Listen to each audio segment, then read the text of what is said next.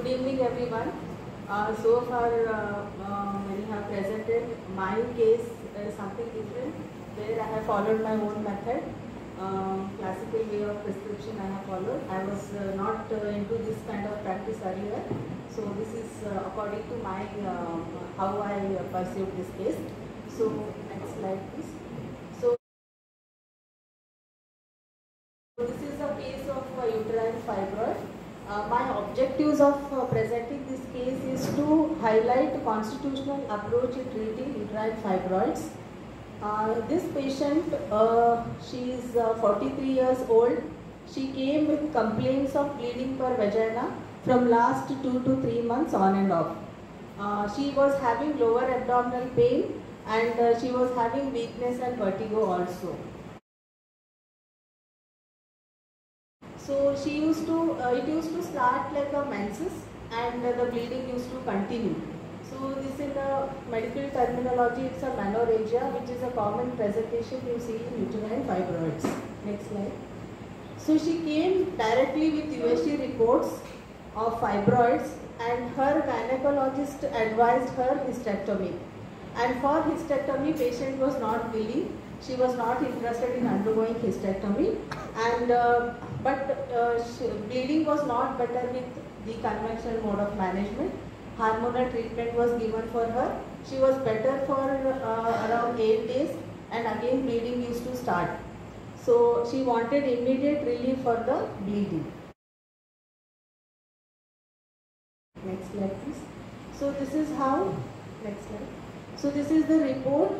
She was having intramural fibroid in the posterior wall of the uterus, and the measurement of this fibroid was 3.2 by 2.4 centimeters, which was seen in the posterior wall.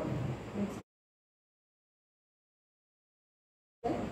So basically, these fibroids are 3 types of fibroids usually are seen, and most of the times intramural fibroids constitute around 70 to 75% of the presentations, and my patient also belongs to this type, and this kind of intramural fibroids usually present with menorrhagia, bleeding.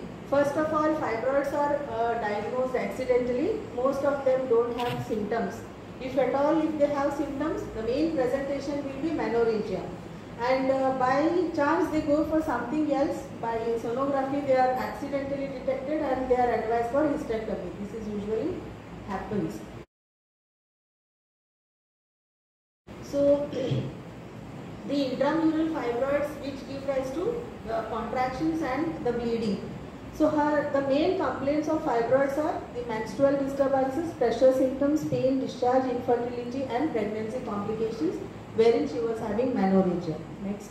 So when the history was taken, history of presenting complaints was taken, this is how she presented.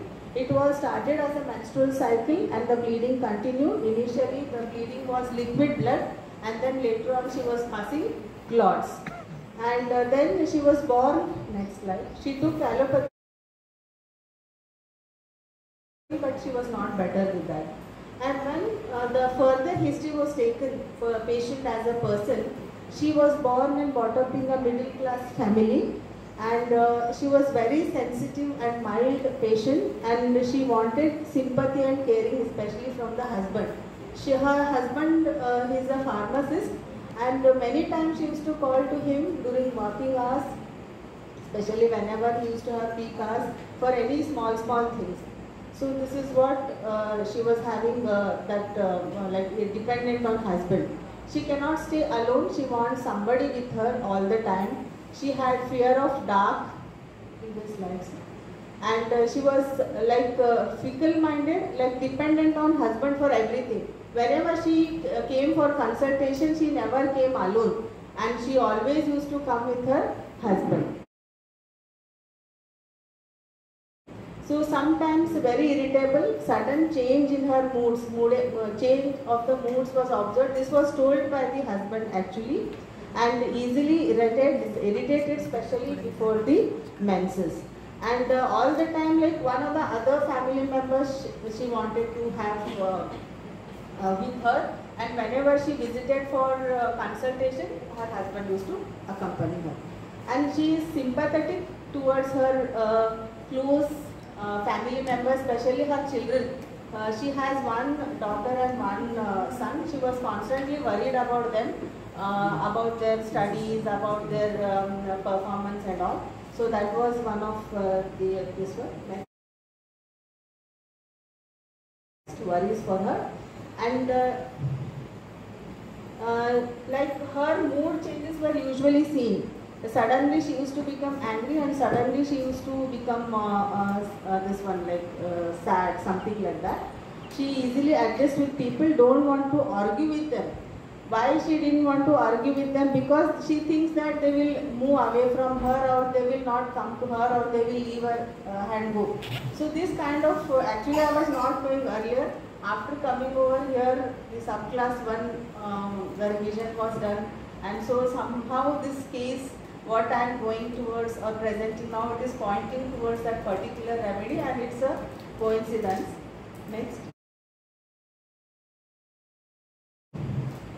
So when mass history was taken, there was a history of typhoid 17 years back, and she had a history of discharge from the left ear when she was 7 years old. For that she took some allopathic medicines.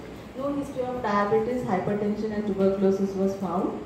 And menstrual history, it was regular earlier from menarche 16 years of age, and from that time it was regular, and sometimes she used to have clots. Next. So as far as the family history was concerned, her mother was having similar complaints of fibroids, and mother underwent hysterectomy. She was even having prolapsed uterus, and she was suffering from hypertension. And father suffering from hypertension and cyst of right kidney, and maternal aunt was suffering from diabetes mellitus. And as far as her personal history was concerned, she was having thirst for small quantities of water and desire for all these things, like which was I think by now remedies clearly visible to you. So she had a desire for ghee, fried food, rich food, aversion nothing specific, especially desire was there, but these all food, like whatever she used to take, it used to aggravate her complaints. Micturition, she was having burning micturition, and sleep also was disturbed, which like immediately whenever she used to go for sleep, she used to not get her sleep immediately, and she used to wake up late. So sensitivity to heat and cold, she was sensitive to hot weather. Next slide. So obstetric history, like she has 2 children, one 14 years male and one 10 years female. Both she underwent cesarean sections, and totality of symptoms were taken like this. Total symptoms of changeability of mood, indecisive, wants company, irritability, but yet affectionate towards her near and dear ones, and irritability, then desires company, weeps easily, then fear of dark in the evening, profuse bleeding from the vagina, then food desires rich, especially ghee, which aggravates her complaints, aggravation of warmth, fibroid uterus. These were the pathological symptoms which were considered while selecting the remedy, and weakness. Next slide. So this is how the analysis, mental journals and physical journals were classified. So all the mental journals were put under Kent's analysis according to the mental journals. The same totality of symptoms, the mental symptoms, the journals were put under Kent's journals, with sudden changeability of moods, indecisive, wants company, irritability and affectionate, wants sympathy, desires company, weeps easily without any cause, and fear of dark in the evening. All these symptoms. Next. So profuse bleeding from vagina and food desires, and then these all were put under physical journals, and particular specific were fibroid uterus and common journal. This weakness, why it is was considered, because when she visited, her hemoglobin percentage was 8 grams. So she was losing her blood, and she was suffering from anemia also. Next. So this is the reportrization. Symptoms were selected. Next slide.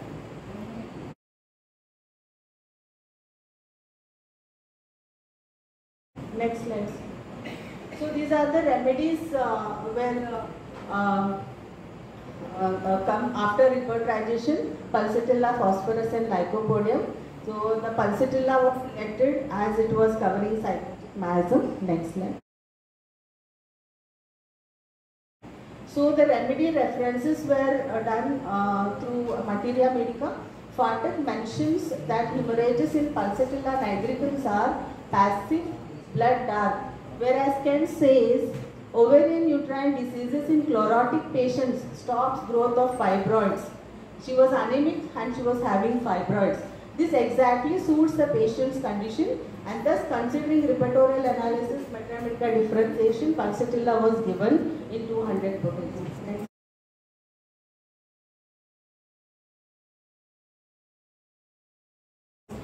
So it was given in one dose. Next slide.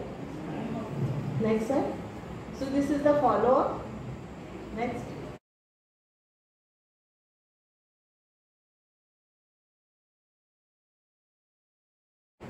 So after 6 months, her fibroid was disappeared and bleeding also stopped. Next slide. So her hemoglobin percentage, initially it was 8 grams, and then gradually when the bleeding stopped, after 1 week only her bleeding stopped, and the hemoglobin percentage also gradually increased to 9 and 10 grams.